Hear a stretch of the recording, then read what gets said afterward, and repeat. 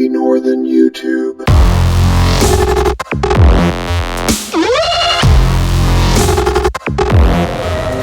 All right, y'all. So as we were continuing this part, we were at in local to Elizabethtown yesterday at Adventure Power Sports. Now we're at Bluegrass Harley Davidson in Louisville, and they've been kind enough to let me sit on a few other bikes, and we're going to go over some of those as well we were talking about before. So this first one is a Sportster 883 2022, and again, this is going to go back to what we're talking about. I'm going to do a lot of editing. Chop, chop, chop. That's going to be half the fun is, okay, cut that out, they cut through, cut that out, they walk through, cut that out, it's all good. Anyway, Iron 883, right? Sportster. As you can see, these are pegs, not floorboards. Very small, very simple bike. It's not meant for, I mean, you can ride it long road distances, but again, this is for everybody's choices. But handlebars are forward, higher up on the triple tree and the forks. My feet are firmly placed on the ground flat, all right? Put my feet up here, and you still have leg room there. Again, the question we've been looking at is when you make that full turn is, go ahead. I'll just cut it out. Hello. Or maybe I'll keep it in if you say hello. But the full tilt of the bike, right, does not interfere with your knee, okay? And that's something you need to consider whether you're a first-time rider, especially first-time riders. You want to think about where the mirror placements are for your height, your stance, your back posture, covering your back if you got lower back problems. I ain't looking at the clock, still ballin' like Brian. Yeah, I'm headed to the Bucks. Back to the video. What's that? Back to the video. Yeah. So as we said, the seat is a matter for cushioning, lower back support. So if you've got a bad back, you got to look at that as well. You know, lower back people, I know tons of people have lower back problems, you've got shoulder problems, whatever the case may be, you got to make sure that that seat will provide support and comfort for either long road trips or short road trips. If you get off the bike every single time and you're in complete pain, you're not going to enjoy it. Plus it's going to take away from your awareness when you're riding the bike itself. So again, this is a Sportster 883. We're going to see if we can't get room or find one of the other bikes on here. It's a 1200. They're really not that much of a difference between the frame size. It's mainly just the engine size. All right, y'all. So this next one is a Street Bob with a 114 on it, and beautiful color, but there's some factors from the 88 versus the 883 that you got to look at. So again, we're talking about pegs versus floorboards. Okay, the seat is about the same design, not like aesthetically, but not the same cushioning, width, and things like that. So, but again, what you have here is the bars are slightly higher, right? Bars are a little bit set higher, and so this puts your turn radius, right? This will put your turn radius, again, well above your knee. So again, as we were saying a second ago, that footboards versus pegs are key factors for yourself as a new rider.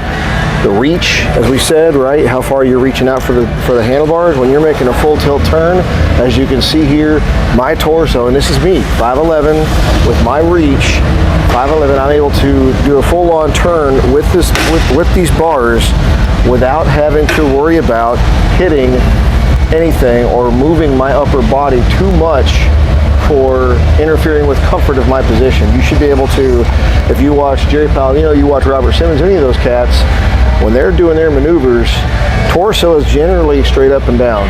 They're along with, you know, aside from their left turns and their right turns of shifting for steering and negotiating those turns. So again, this is a Street Bob 114, larger engine, comfort, a little bit more comfortable seat, but similar to the Sportster. Another point to factor to think about is from the Sportster to this is you also have a larger tank size. Okay, again, that would equate for longer distances, but that also means you're sitting there longer on the bike itself. So let's move on to the next bike. So this next one, I'm not sure what year this is, but this is a 107 size engine. So this is probably 2000 say 14 and early and later. So, but this is the Fat Boy. This is where you start entering in. We're not leaving the smaller frame class, and just this is the next one that I could see that was available, not amongst crowds and not being looked at. So again, this is the Fat Boy. For those of you that aren't familiar with this one, this was the one that Arnold Schwarzenegger featured in Terminator 2, or this brand or this model, this style of bike. That movie kind of arguably put this on the map, so to speak. But Fat Boys are renowned for their solid wheel down the front and this type of headlight assembly set up in the front. A lot of people put hay hangers on these things and put a little windshield on. But again, this comes down to your style. The seat is a little bit more firm on this one, but it's on the touring frame of the Harley Davidson family. You have, as you can see, the floorboards. I believe that this is optional between floorboards and pegs. The brake and everything is more beefy, right? But again, this comes down to your comfort, your height, your back, your physical condition. It's whatever you all want, but it's not a bad thing. The key is, again, remember, your feet need to be flat on the ground when you're doing this. I mean, if you're up like this on a bike, that's okay too. That's kind of ADV bike, but feet flat on the ground, so that when you're at a stoplight or you're in gravel, you can control the bike sitting still, okay? When your feet are up here on the floorboards and you're riding, again, like we said before, full tilt, right? This is important. You don't want to let your knee being interfering with your full tilt turn of your ability to control the bike. As Robert Simmons says, be the boss of your bike. Well, you can't be the boss if you're letting the bike itself, the frame, interfere with your natural movements to control the bike, right? So let's go check out another bike. All right, so this one here is a 2022 Street Glide, okay? The Street Glide is a popular one. It's always competition with the Road Glide. This is the touring model, the first touring model of the Street Glide of this family type. Some of you'll see with a tour pack in the back. And for those of you that are new riders, remember the tour pack is going to add more top weight to the bike on your turns. You just have something to factor in. But the Street Glide, again, has the factory bars, see where they're sitting, has floorboards. So again, this is something you got to consider and think about. But again, as we talked about, this doesn't matter you sitting on bikes. As a new rider, you should sit on numerous bikes, not just Harleys, but any bike, to try to make sure you're feeling solid. The seat is thicker, it's wider for longer turns, and it's just, they're meant for long road trips, okay? We'll show you the handlebar turn, as you can see. With my foot on here, and I'm turning this all the way. See, from my height, this almost, the brake levers and everything almost interfere with my knee. So this would almost interfere with my comfort in control and doing a full turn. That's the biggest thing I would say, whether you're doing the box or a turn in a parking lot, whatever the case might be, a turn on a small street, you got to turn around because you got a dead end. You want to make sure you can make that turn and have confidence in it, okay? Even if you decide to duck waddle it, which, you know, Robert Simmons will tell you don't duck waddle, keep it preloaded. It's his word, his term, not mine. But you still need to make sure that you've got the comfort to do that. That's the biggest piece. If you're not comfortable maneuvering the bike, you don't have confidence in yourself, you're gonna scare yourself out of riding, so to speak. But again, 2022 Street Glide. I'll put this back on the stand and we'll go look at another bike. Before I do go to the next bike though, the other thing to think about also is, especially when it comes to Street Glides or any bike, I don't care what brand it is, customization. As you grow in your riding and your style, your familiarity with bikes, everybody, I don't know that I've seen a bike yet that has not been customized in some way for comfort or for style or whatever. So just bear that in mind too. Seats can be purchased aftermarket, handlebars can be purchased aftermarket, but you want to be able to get a bike out the door that is comfortable for you from the out the door riding, okay? If you got to go pay another $500 to $1,000 just to get another set of handlebars to make your turns easier, you're kind of barking up the wrong tree with the bike. All right, so this is a Road Glide, standard Road Glide, street, you know, without the tour pack. I think it's an FLTR, but as you can see again, as we're talking about, floorboards, feet are flat on the ground. This is a very, very comfortable seat to me, in my opinion. Others you might think is too soft, but you want to make sure, like for lower back pain, does it have some good tail tailbone support back here for when you're standing here? Is your posture, does it encourage good posture, right? Handlebars at a decent position.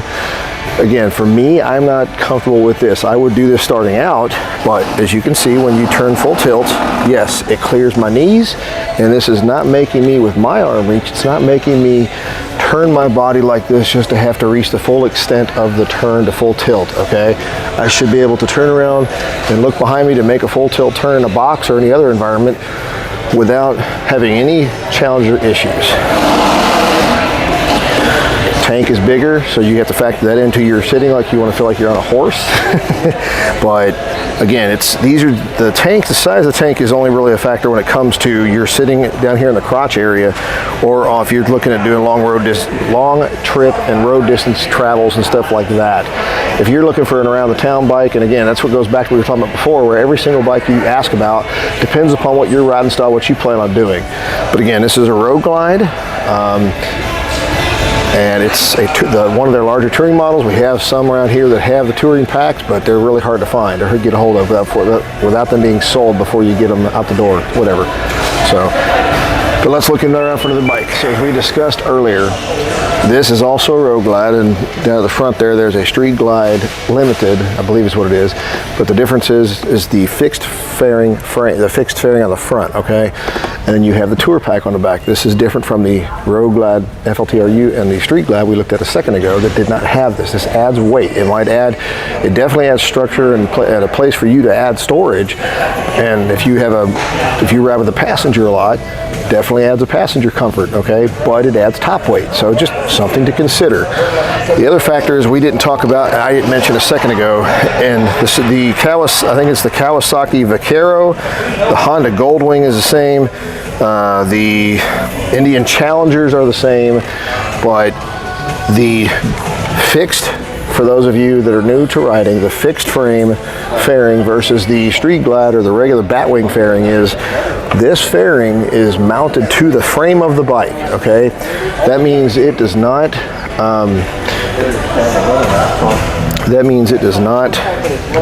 it is not attached to the handlebars. So you're not feeling, when you're on any kind of a road, you are feeling you're not feeling as much wind buffeting that hits on a Batwing. On a Batwing, you're feeling that wind hit, and that's attached to the handlebars, so you're feeling that. So you're going to find that your handlebars are shaking quite a bit more than they would with a road glide. So just food for thought. That, again, the Vaquero, the Goldwing, the Challenger, those with fixed fairings in the front that are mounted to the frame, that's what that means. That's a big difference. The thing you have to get over as a new rider, a lot of people argue with the road glide, is the thing you have to get over is the aesthetics, if you don't like them, and that the headlight stays fixed straight forward, okay? At least for the road glide. I think other bikes may actually have sensors that turn with the bike steering. So, but again, the big factor on this was the tour pack. It adds the weight, okay? So, but it does mean it's a touring bike, and it's built and designed for more comfort. So this is the infamous Pan America, okay? This requires some definite differences in your handling, okay? So you can see from here on me that I am tippy-toeing this, but I feel I've handled this before, and I'm confident in this bike. I've ridden this bike before. If you want to go see some special features on how to ride the things and some cool stuff about it, go check out Pete's 1800s channel, and go check out Bronco Ride's channel. They each have a Pan America, and they've been doing a lot of riding on it, a lot of traveling. So, but again, this comes down to the shock, suspensions, your ability to handle, your confidence of holding this thing up. It's not an incredibly heavy bike.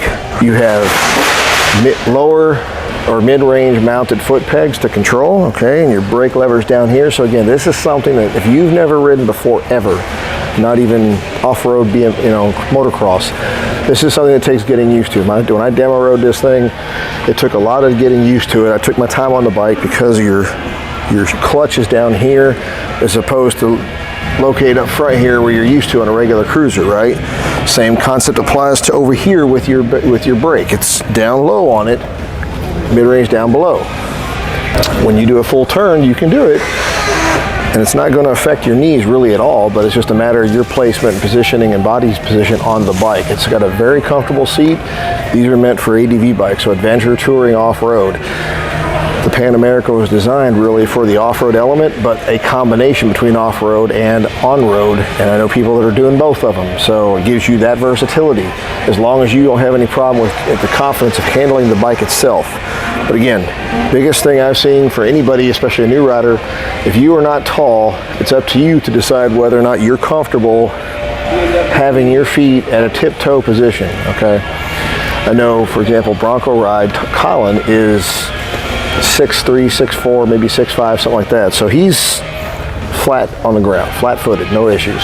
So this is the Pan America 1250. What's going on, everybody? So this is a continuation of our what bike should I ride, or which bike should I get for my first bike.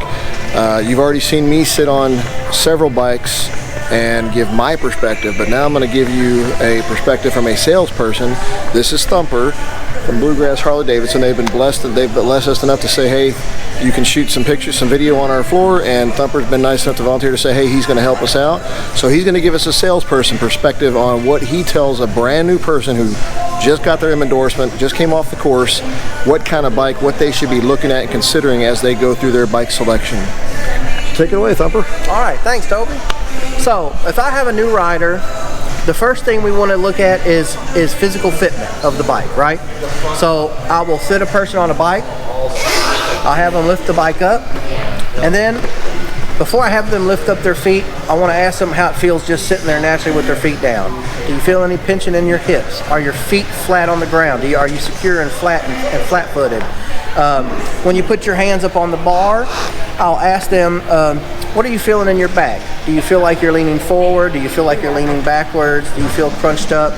When you're on a bike, you want to be in the most natural seating position you can be in to have the most comfort and be able to ride the longest.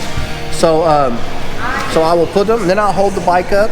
I'll have them lift their feet up, because sometimes when you put your feet up, it can change some feelings when you're sitting on the bike.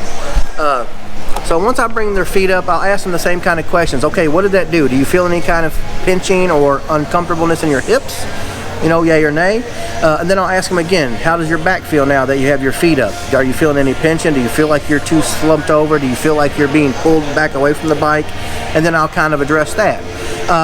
If they have some issues or they're having some different, feelings, sometimes, Harley's the most customizable brand on the market, so there's things we can do to kind of make that bike fit them physically, right?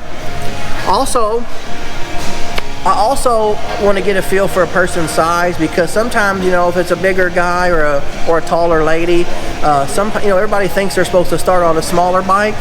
Sometimes that's not the best thing, just depending on your physical fitment. Also, especially if you're going to finance something. If you're going to finance something, you want to have a bike that's going to, go through the length of that term of your loan. You don't want to have a bike that you're going to outgrow in a year and you've got a 5-year, loan on it. So you want to have something that's going to have longevity for you and something that fits your style, your physical fitment, and also your performance. Performance typically is not a big thing for a new rider. It's more about your comfort, physical fitment, and budget and stuff. So that's usually not a big thing. But I always want to make sure that the bike fits somebody physically, because if you buy a bike that doesn't fit you physically, it's going to be horrible. You're not going to enjoy riding it, and you're not going to ride it as much as if you buy a bike that fits you the way it should fit you. Do you have any other questions about that, or? So what I've been also talking about to people is what I've been throwing in mind also is like reach, because everybody's reach and arm length is different. Yeah. And like the biggest thing I've been focusing on with every single bike is the handlebars make a difference as far as height wise. Yeah. If you're trying to negotiate that box or that grocery or that parking lot turn, having that full tilt interfering with knees or interfering with any other body parts can... Okay, and let me address it this way. As the customer, when you're sitting on a bike and you're trying a new bike, if you're going to be in that situation, things you want to pay attention to is your feet when you're sitting flat-footed. Are your feet flat-footed? Are you secure where you have good control of the bike with your feet down? Right? Second is you want to pay attention to how your back feels. The more upright you can be on a bike, the more comfortable you're going to be and the longer you can ride. So pay attention to how your back, if you're slumped forward, if you're back, pay attention to that. Also, 2 more things. You want to pay attention to your shoulders. If the bar is too high, or if it's a wide bar, or if it's a shorter bar, you want to pay attention to how your shoulders feel. You don't want your shoulders being separated. You also don't want your shoulder blades pinching, because hours of riding, that will hurt. And then the last thing you want to take a look at and be aware of is your arm placement. and bend in your arm. When you're sitting on the bike with your hands up, you want to have a bend in your arm so you have control of the bike in every situation. And you also want to make sure that you're not feeling pushed away from the bike or pulled to the bike too far. You want to have good control. And like I said, Harley is so customizable. If you need something to be a little taller or come back, they make all those kind of things to kind of handle those each kind of physical situations that you might encounter that you need to change. Harley, it's almost your only limitations are your imagination and your wallet, pretty much. So, so yeah, when you're looking at a bike and you're in that situation, those are the things you really want to pay attention to. How does it feel with your feet up, your back, your shoulders, your arm positioning, and then the style. You know, make sure you like it, because if you're not excited about it, you're not going to want to ride it either. But if you have a passion for that bike and it fits you good, it's going to be a love affair that will never stop. So, you know, that help? Yeah. Okay. So thank you, Thumper, for helping us out here, giving us some great salesperson input on this. And if you're ever at Bluegrass Harley Davidson, you're looking for a bike, this is one of the guys you need to come to. Come see the sales staff team. Come see me. Thanks, Toby.